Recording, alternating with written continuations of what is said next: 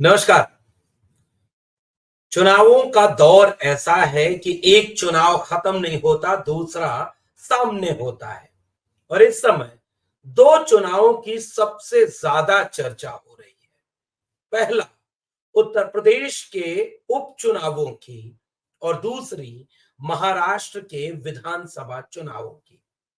क्या महाराष्ट्र के विधानसभा चुनावों में महाविकास आघाड़ी या महायुति गठबंधन, इन दोनों के बीच जो संघर्ष होने जा रहा है वो सत्ता परिवर्तन का होगा या सत्ता को कब्जे में रखे रहने में कामयाब हो जाने का होगा?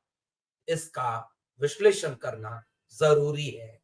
क्या कांग्रेस पार्टी, शिवसेना उद्धव गुट और एनसीपी शरद गुट भारी पड़ेगा, या भारतीय जनता पार्टी अपने दो सहयोगियों एक नाथ शिंदे की शिवसेना और अजीत पवार की एनसीपी के साथ विपक्ष को फिर से विपक्ष में ही रखी रहेगी और महाराष्ट्र उसके कब्जे में होगा? क्या समाजवादी पार्टी और कांग्रेस के बीच तालमेल टूटता दिख रहा है? क्या वजह है कि वो रिश्ता बन नहीं पाया, या वो रिश्ता उतना मजबूत नहीं बन पाया जितना कि बन जाना चाहिए था? उत्तर प्रदेश के उपचुनावों में सभी सीटों पर कांग्रेस ने समर्थन कर दिया, तो महाराष्ट्र में कांग्रेस सपा को कितनी जगह दे रही है? और अगर ये तालमेल नहीं बन पाया तो आने वाले वक्त में देश की राजनीति पर इसका क्या असर होगा? आज के वीडियो में सिलसिलेवार इसका विश्लेषण करेंगे। आप देख रहे हैं 4 PM न्यूज नेटवर्क पर डॉक्टर लक्ष्मण यादव का विश्लेषण। तो फिलहाल ये परिदृश्य है कि उत्तर प्रदेश के 10 विधानसभाओं में उपचुनाव होने थे, लेकिन मिल्कीपुर अयोध्या जिले के अंतर्गत आने वाली एक विधानसभा, जिसके विधायक अवधेश प्रसाद पासी समुदाय से आने वाले विधायक 2024 के लोकसभा चुनाव में सांसद बनते हैं, बीजेपी को अयोध्या हरा देते हैं और उनके विधानसभा सीट जब खाली होती है मिल्कीपुर, तो उस सीट पर चुनाव आयोग चुनाव कराने की घोषणा नहीं करता है। तकनीक की वजह किसी केस मुकदमे की बताने के पीछे विपक्ष का आरोप सीधे सीधे यह है कि इसकी एक राजनीतिक वजह ही है। यानी राजनीति में मुख्यमंत्री योगी आदित्यनाथ 5 बार अयोध्या के मिल्कीपुर जा चुके थे, वहां के बीएलओ तक के अधिकारी को बदल चुके थे, पूरे चुनाव को नियंत्रण में ला चुके थे, लेकिन एक ही साल में दोबारा अयोध्या हार नहीं सकते थे। इसलिए 10 उपचुनाव होने की बजाय 9 सीटों पर उपचुनाव की घोषणा उत्तर प्रदेश में कर दी गई। उसी समय महाराष्ट्र में विधानसभा चुनावों की भी घोषणा कर दी गई और महाराष्ट्र के विधानसभा चुनाव जो कि हरियाणा के साथ हुआ करते थे वो नहीं हो रहे। अब उसके बाद पूरा फोकस महाराष्ट्र पर है। तो एक गठबंधन जो बना हुआ है महाराष्ट्र में, वह गठबंधन इंडिया अलायंस का है और इंडिया अलायंस के गठबंधन में उत्तर प्रदेश में सबसे बड़े सहयोगी अखिलेश यादव इंडिया अलायंस के हैं।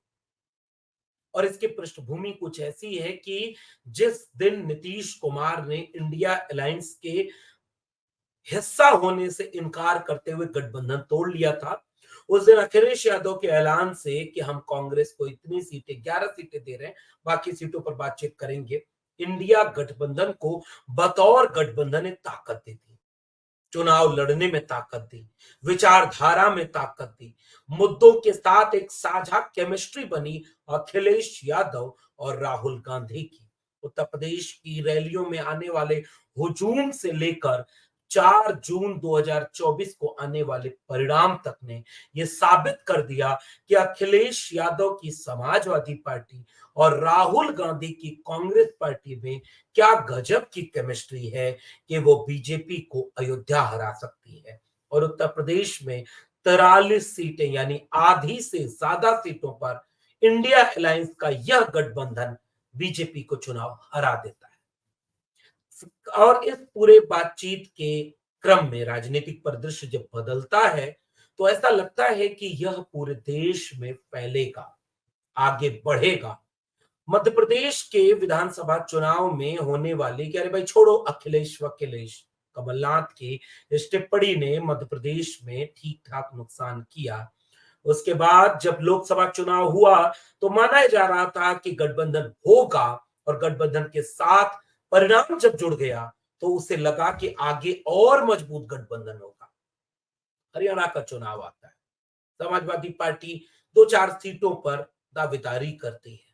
गठबंधन में होने के नाते वो मांग करते हैं कि हरियाणा में, खासकर अहीरवार बेल्ट में, उन्हें उनके पीडीए को, उनके गठबंधन को साथ लिया जाए। हरियाणा में कांग्रेस पार्टी की लोकल लीडरशिप अखिलेश यादव का कोई जनाधार हरियाणा में नहीं है कहते हुए उन्हें गठबंधन से बाहर रखती है। दीपेंद्र हुड्डा का बयान सबको सुनाई देता है, बावजूद इसके अखिलेश यादव साफ घोषणा कर देते हैं कि हरियाणा में हम इंडिया गठबंधन के समर्थन में खड़े रहेंगे। हरियाणा में समाजवादी पार्टी चुनाव नहीं लड़ती है। चुनाव परिणाम आता है, एक हारी हुई भाजपा चुनाव जीत जाती है और एक जीता हुआ राज्य कांग्रेस के हाथ से फिसल जाता है। बीजेपी की रणनीति और साजिशों ने मिलकर के हरियाणा में कांग्रेस को हरा दिया। वहां जहां कांग्रेस के पक्ष में माहौल था, लोग कांग्रेस को घर में घुसने नहीं दे रहे थे, चुनाव प्रचार करने नहीं दे रहे थे, प्रधानमंत्री की रैलियां कम हो रही थीं, लेकिन हरियाणा बीजेपी जीत जाती है। तो उसके बाद अखिलेश यादव पूरे संयम के साथ कहते हैं कि हरियाणा से कांग्रेस पार्टी को सबक लेना चाहिए। उसके बाद दो चुनाव फिर से आमने सामने खड़े होते हैं। उत्तर प्रदेश का उपचुनाव यानी 10 या 9 सीटों पर कह लीजिए, जो घोषित हुआ वो 9 सीटों पर। कांग्रेस पार्टी यहां 3 से 4 सीटों पर दावेदारी करती है। वहीं दूसरी तरफ महाराष्ट्र की लगभग 250-300 सीटें जो बन रही हैं, उनमें से समाजवादी पार्टी शुरुआत में तो 12 सीटों पर दावेदारी करती है, लेकिन बाद में उनके प्रदेश अध्यक्ष अबू आसिम आजमी लगभग 4 से 5 सीटों पर दावेदारी करते हैं कि जहां हम मजबूत हैं, बीजेपी को हराएंगे।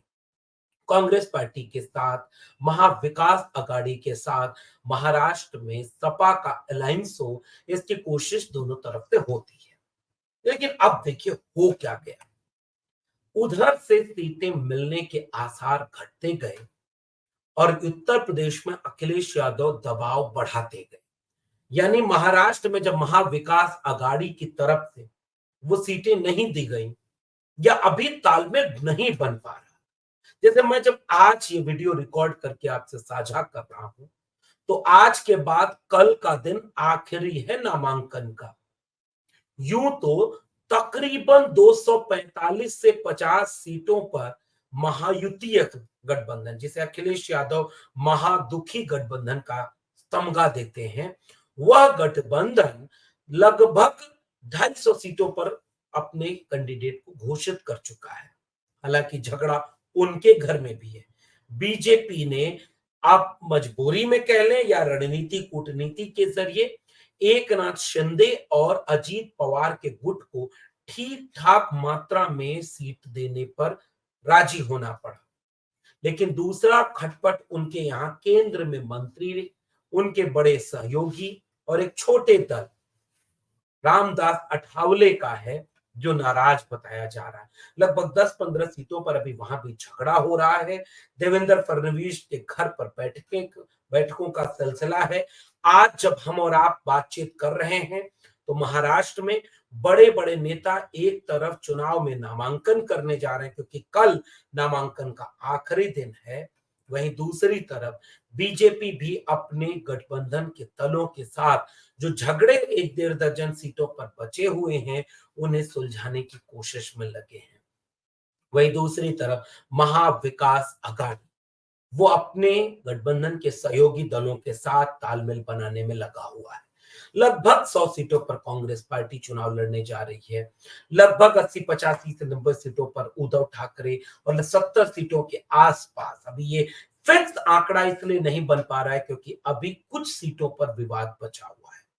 और ऐसे में वो कोशिश की जा रही है।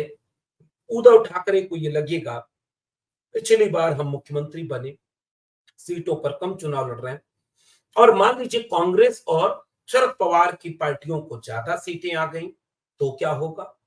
तो उस तरह से वो उद्धव ठाकरे को आगे करना चाह रहे हैं। वहीं दूसरी तरफ शरद पवार गुट अपने मजबूत इलाकों में अपनी दावेदारी कर रहा है। कांग्रेस पार्टी को लगता है कि महाराष्ट्र में उनकी जमीन मजबूत है, तो वो मजबूत जमीन को मजबूत तरीके से लड़ेंगे। लेकिन इस बीच में वो गठबंधन फिर से रहता दिख रहा है, जो समाजवादी पार्टी की कोशिश थी। अबू आसिम आजमी कई बार बैठकों में शामिल होते हैं, लेकिन ऐसा लगता है कि तालमेल और बातचीत नहीं बन पाती है। आज सुबह वो ट्वीट करके बताते हैं कि अयोध्या में पीडीए के नायक और बीजेपी को हराने वाले चेहरे अवधेश प्रसाद महाराष्ट्र में समाजवादी पार्टी के प्रदेश अध्यक्ष अबू आसिम आजमी के नामांकन रैली में शामिल होने जा रहे हैं। दिन बचे नहीं, गठबंधन हुआ नहीं। अखिलेश यादव ने इस बात के बाद ऐलान किया कि त्याग की कोई जगह राजनीति में नहीं होती। त्याग करने से एक दिक्कत ये आती है कि भाई अपनी राजनीतिक दल, अपने कार्यकर्ता, अपने लोग, उनको संतुष्ट और सम्मानजनक स्थिति में रखते हुए ही कोई गठबंधन कामयाब होता है। उत्तर प्रदेश से लेकर के महाराष्ट्र तक में जो कुछ हो रहा है, जैसे उत्तर प्रदेश में अखिलेश यादव ने सारे 9 सीटों पर समाजवादी पार्टी के सिंबल पर चुनाव लड़े जाने की घोषणा कर दी। बहुत संतुलन के साथ, संयम के साथ कांग्रेस पार्टी ने उस गठबंधन को समर्थन दे दिया। प्रेस कॉन्फ्रेंस करके उत्तर प्रदेश कांग्रेस ने कहा कि हम, जैसे हरियाणा में अखिलेश यादव ने बिना एक भी सीट मिले महा जो गठबंधन है, इंडिया गठबंधन है, उसका समर्थन किया, वैसे ही 9 सीटों पर साइकिल चुनाव निशान पर समाजवादी पार्टी के प्रत्याशियों को समर्थन देने की घोषणा कांग्रेस पार्टी ने यूपी में कर दी। क्या उत्तर प्रदेश में जो तालमेल बना वो महाराष्ट्र में संभव है? इसके पीछे एक दो कहानियां छोटी छोटी और हैं जो जोड़ी जानी चाहिए। महाराष्ट्र एक राजनीतिक केंद्र के साथ आर्थिक केंद्र भी है। महाराष्ट्र में कोई भी सरकार में रहे, उसका एक प्रभाव, एक वर्चस्व, एक ताकत आर्थिक, सामाजिक, राजनीतिक हर लिहाज से बड़ी अहम होती है। कांग्रेस पार्टी के सामने भी मुश्किल है कि उनको वो अकेले जीत नहीं सकते। वहां 2 क्षेत्रीय छत्रप थे, शरद पवार की राष्ट्रीय कांग्रेस पार्टी और उद्धव ठाकरे की शिवसेना। बीजेपी ने पिछले दिनों नोटबंदी के फायदे जो उठाए गए हैं इस देश में, भारतीय जनता पार्टी के कार्यालय बनाने के बाद सांसद और विधायक खरीदने का, ऐसा बीजेपी पर आरोप विपक्ष के नेता लगाते रहे। उन्होंने पार्टियां ही तोड़ ली।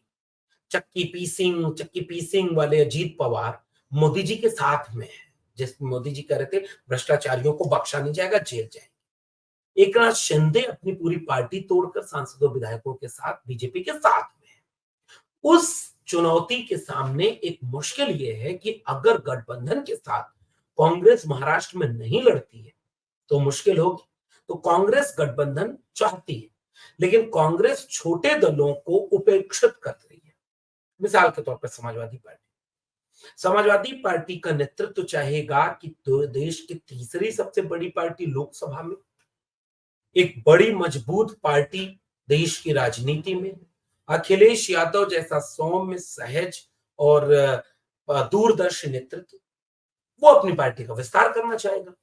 कांग्रेस पार्टी को भी लगेगा कि हर जगह इनको सब साथ में क्यों लिया जाए, वो अपना लोकल लीडरशिप आगे बढ़ेगी।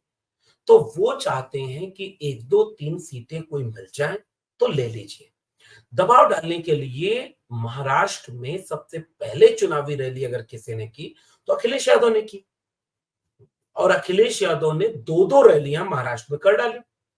कुछ इलाके ऐसे हैं जहां पूर्वांचल के लोग, यूपी के लोग, माइनॉरिटी के लोग, दलित, पिछड़े, कामगार लोग, किसान परिवार के लोग बहुत ताकत में हैं, जिनका इमोशन समाजवादी है। इसलिए समाजवादी पार्टी अंततः उन 5 सीटों पर तालमेल बनाने की कोशिश करती दिख रही है, लेकिन कांग्रेस पार्टी की तरफ से वह तालमेल अभी तक नहीं रहा। दिल्ली से लेकर के कई राज्यों के बीच में एक सुगबुगाहट ये सुनाई देती है कि राहुल गांधी, मल्लिकार्जुन खड़गे, सोनिया गांधी बड़ा दल, बड़ी राजनीति, बड़े नैरेटिव के साथ इंडिया गठबंधन के तमाम सहयोगियों को एक साथ साधने की कोशिश करते हैं, मगर राज्यों के उनकी पार्टी के नेता ऐसे किसी भी नए प्रयोग को दिल बड़ा करके जगह नहीं देना चाहते। मध्य प्रदेश में सामने उसकी बानगी रही, हाल ही में हरियाणा में दिखी और अब महाराष्ट्र में दिखने को आमादा है। जब मैं आपसे बातचीत कर रहा हूं, गठबंधन का कोई औपचारिक ऐलान अभी तक ऐसा नहीं हुआ है। हालांकि उन तीन पार्टियों में गठबंधन का ऐलान हो चुका है और वो सीटों को घोषणा करके नामांकन की प्रक्रिया चल रही है। और ऐसे में क्या महाराष्ट्र 2 या 1 सीटों से फर्क पड़ता नहीं है? 2 या 1 सीटों से नैरेटिव में फर्क पड़ता है, एकजुटता दिखाने में फर्क। इसीलिए रामदास अठावले की रिपब्लिक पार्टी ऑफ इंडिया को कोई बहुत प्रभाव न होने के बावजूद भी बीजेपी केंद्र में मंत्री बनाए रखती है, क्योंकि उसे दिखाने के लिए कुछ चेहरे चाहिए जिससे वो दलितों को वोट लेने के लिए दलितों को दिखा सके, आदिवासियों का वोट लेने के लिए आदिवासी को दिखा सके, पिछड़ों का वोट लेने के लिए पिछड़ों को दिखा सके। बीजेपी गठबंधन को इस हद तक जाकर निभाती है कि गाली देने वाले ओम प्रकाश राजभर को भी वो मंत्री बनाकर गठबंधन में शामिल कर लेती है। अपने नाराज संजय निषाद जैसे लोगों को भी संतुलन बना लेती है। जिस सीट पर संजय निषाद उत्तर प्रदेश में विधायक अपना रखे हुए थे, सुनने में आ रहा है कि उस टिकट की दावेदारी करने वाले नेता ने खुद संजय निषाद के ऊपर आरोप लगा दिया कि वो आवेदन करने के नाम पर लाखों रुपए से लेकर करोड़ों रुपए तक कमा रहे हैं। और ये भारतीय जनता पार्टी के सहयोगी दल संजय निषाद की हालत है। संजय निषाद बीच बीच में किसी और दल से मिल रहे हैं, क्योंकि उत्तर प्रदेश की राजनीति में बीजेपी गठबंधन तो अपने दलों से कर लेती है, भले ही उनको इतना पंगु बना देती है कि वो कोई ओम प्रकाश राजभर या कोई संजय निषाद या कोई अनुप्रिया पटेल जैसे ही बचते हैं कि पद दे दिया, कमाओ और बीच बीच में कुछ बोलते रहो ताकि लगे कि हम लोकतंत्र को जिंदा रखे हुए हैं। लेकिन ताकत छीन ली जाएगी और जिसके लिए अखिलेश यादव ने कहा, बंटोगे तो पिटोगे। इसका संकेत अगली वीडियो में फिर मिलेगी।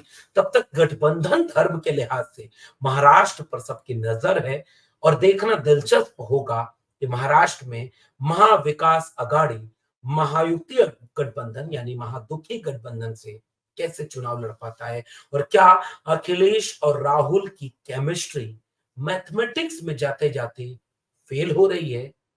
इस पर नजर बनाए रखिएगा। अपनी टिप्पणी नीचे कमेंट बॉक्स में जरूर दीजिएगा। फिर मिलूंगा किसी और विश्लेषण के साथ। तब तक के लिए बहुत बहुत धन्यवाद।